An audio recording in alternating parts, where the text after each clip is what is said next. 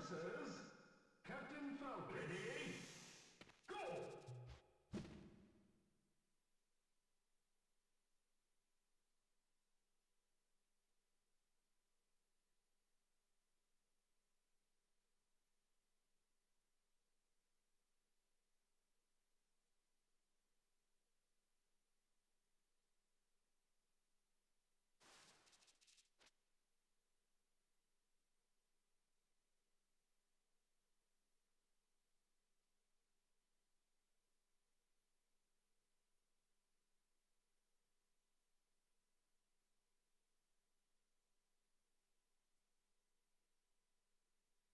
Archive of our own. Work header. When you love the stars. Coffee shop O. Summary. The coffee shop O nobody asked for. Glimmer can't stop herself from fighting the customers at every chance she gets, so of course she gets stuck with the absolute worst shift ever. The boring closing shift. It's not all bad though, at least that cute blonde girl keeps dropping by, even if she always comes with that very annoying Kitra girl. Notes. When I started writing this I felt like this O had no right to be pretentious, but then my sister told me coffee shops are pretentious anyways, so why pretend an O based around that isn't inherently pretentious, so basically this might be unapologetically pretentious, sorry in advance. Cramming so many ideas into this story was a nightmare and I enjoyed every second of it. Also I tried to use all the prompts from the 2018 Glimmadora week. So, this might be a bit long, so be sure to have some snacks, a drink, and some time to spare before buckling up for this ride. Enjoy. Chapter text. I told you it was a bad idea. Glimmer looks away from her friend and keeps picking at the bandage covering her left fist. It was just a matter of time before Bao decided to point that out. If anything, Glimmer is surprised it didn't happen sooner. Of course you did. My exact words were, "This idea sucks and it's so not worth it." I understand you wanted to help Madame Raz, but that totally wasn't the way to help, like, at all. Bao. Would you quit it? Glimmer hits the counter with her open palms and her words come out in a hiss. She's probably too proud to even win CE when the motion makes her left hand sting a bit.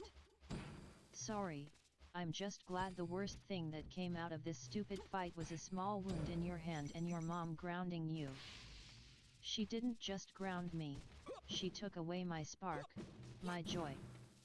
She stretches out her arms and clutches the air for something that isn't there. The only things left that gave my life meaning. After speaking, Glimmer lets her upper body slump against the counter once more. She took neither of those things.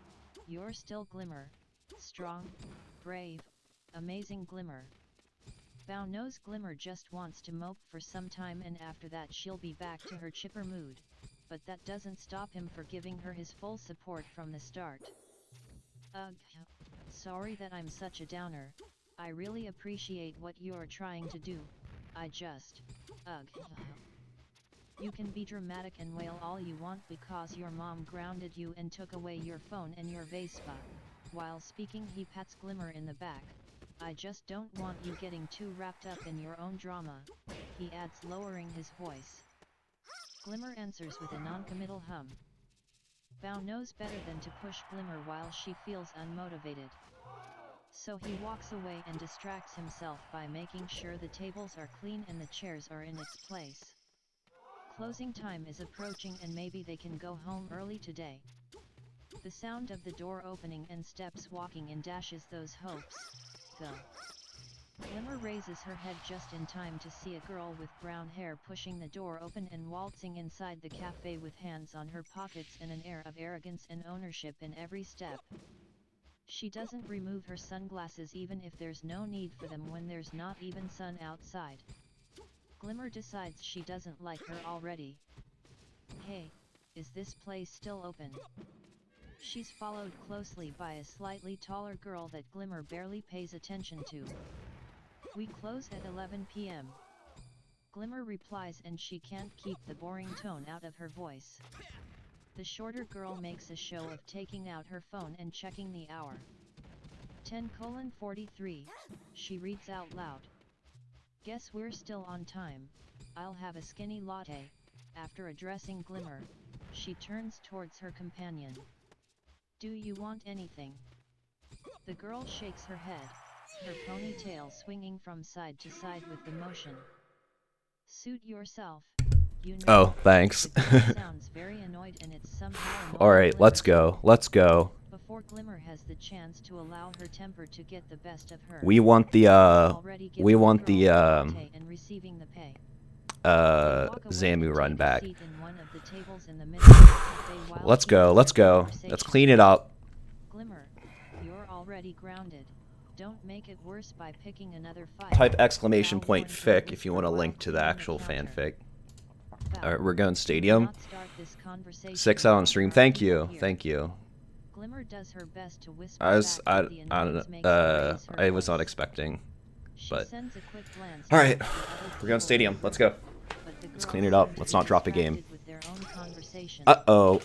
The shorter one is sitting sideways in the chair. It honestly doesn't look like she knows how to sit like a normal person. Her legs are over the armrest. One of her arms is over the back of the chair and her other hand is holding her coffee.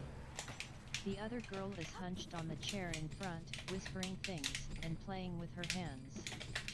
It must be a pretty amusing conversation because the shorter girl can't stop laughing while her companion looks away and covers her face with her hands. They seem to be very engrossed in their conversation. Why did I try to arms attack that? I can't do that. Okay. Yes, it's annoying, but Glimmer is learning to let it go.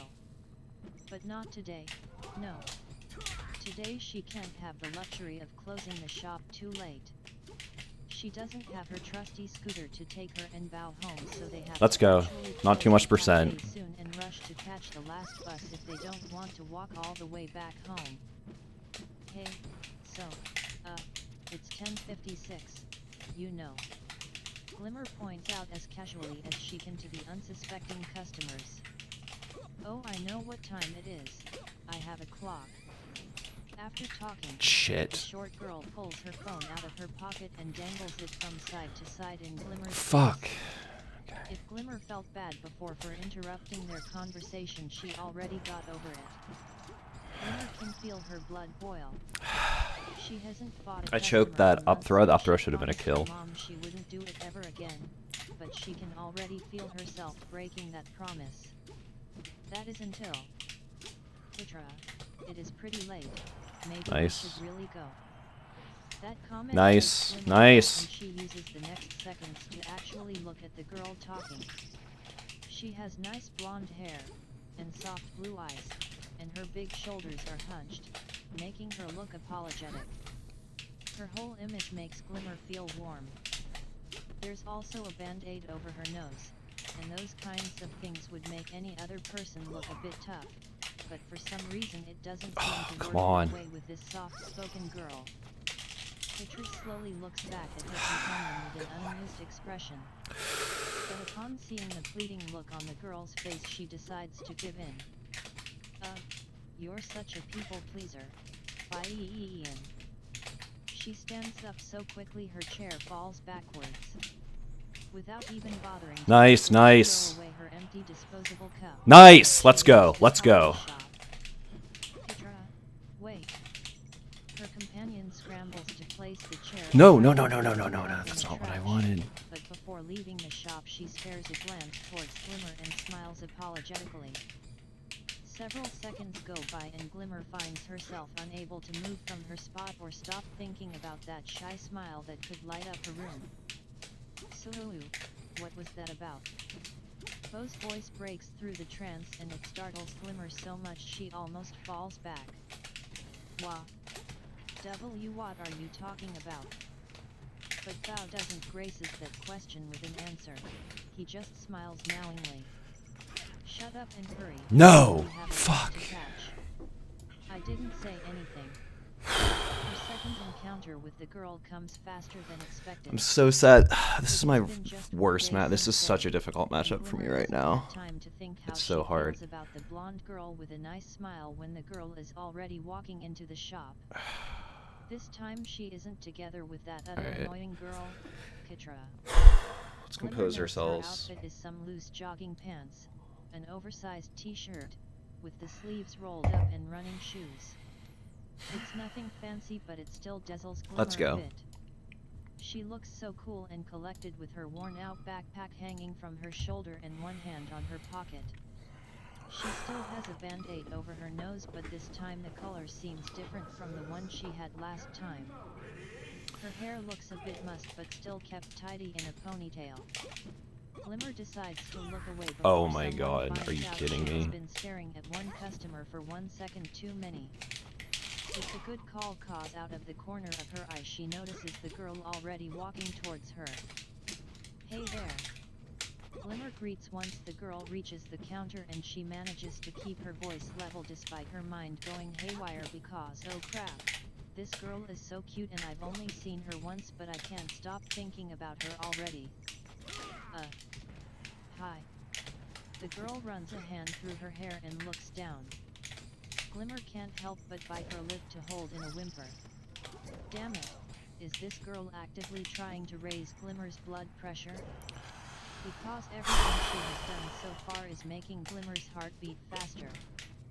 Wanna order something? She manages to ask before her mind gets lost in the cute girl in front of her. Oh, yeah, sure, I'll have a skinny latte. Your name? Glimmer does her best to not sound anxious when she asks. Because she has her own name in a tag pinned to her apron, but this girl doesn't, and it's frankly unfair that Glimmer has no easy access to the girl's name. Sorry? I didn't catch that. So Glimmer repeats herself, and this time she does her best to articulate every word and raise her voice a bit more. I asked your name? So I can call your name when your order is ready. Oh. Right. Yeah. It's Adora. Glimmer looks down as she scribbles the name on the cup and resists the incredibly juvenile urge to scribble a heart next to it. Adora pays for the drink and Glimmer knows it's stupid, but she cannot help the tinge of disappointment when their hands don't touch while the money exchange takes place. Take a seat please. I'll call you when your drink is ready. Adora nods and turns around to take a seat in one of the low tables with sofas. Preparing a skinny latte is not even a challenge. Glimmer has prepared tons of those lots of times before. So it makes her unreasonably angry when she keeps spilling the drink in every attempt to prepare it. Looking back at Adora is the worst, or actually best, idea Glimmer has had. Because Adora is looking at her reflection in the window pane and doing finger guns. It's ridiculous how useless Glimmer becomes after witnessing such a blinding display of cuteness. Bow, can you make this drink for me? I legitimately can't even fucking pour any liquid right now. I already dropped the coffee like 5 times. This is impossible. One look at Glimmer's flushed cheeks and distressed expression is enough explanation. Sure. He takes the hot coffee pitcher from Glimmer's hands and carefully starts preparing the drink. The coffee is steaming hot. Is Glimmer okay?